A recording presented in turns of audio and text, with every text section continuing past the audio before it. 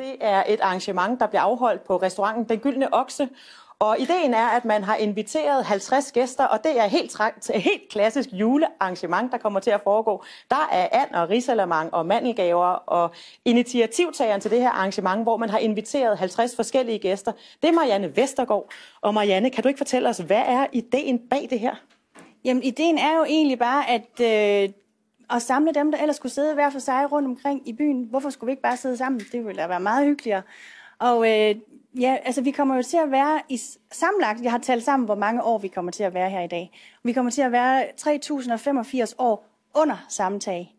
Og når man sådan tænker over, hvor mange historier og hvor mange grin, og altså jeg er helt sikker på, at det kommer til at blive så hyggeligt, og der kommer til at være snak ved bordene lige fra starten af.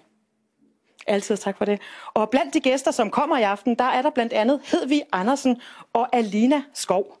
Og Hedvig Andersen, du var den første af jer to søstre rent faktisk, som hørte om det her arrangement. Hvorfor besluttede du at være med? Det var blandt andet, fordi jeg synes, Mariannes initiativ var fantastisk. Og så for at prøve lidt andet end bare den traditionelle jul, som man plejer at holde.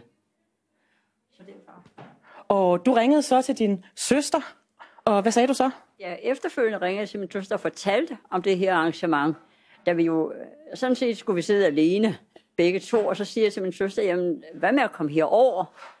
Og ja, så ringer jeg til Marianne og spurgte, om ikke der var plads til en mere. Og det var der selvfølgelig. Så derfor er min søster med i aften også. Og Alina Skov, du er så kommet helt fra Fyn her til Vanløse. Hvad så står om at tage sådan en tur juleaften? Jamen, jeg synes, det er dejligt, at vi kan holde jul sammen. Og jeg synes også, det er et spændende arrangement, at Marianne har lavet.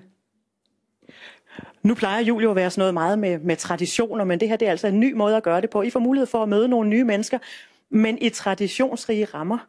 Hvordan lyder sådan en idé? Jamen, den lyder jo spændende, men det er jo da noget nyt. Og jeg er jo selv spændt på, hvordan det vil komme til at gå. Ja. Og hvis vi går tilbage til dig.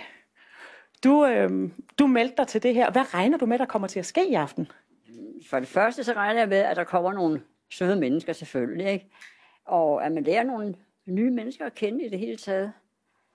Så jeg tror, det bliver godt. Simpelthen. Så julen er hjerternes fest, og det er også her, hvor man kan knytte nye forbindelser. Det er præcis. Altid. Tak for det. Vi håber, I får en glædelig jul her i aften. Så det gør vi.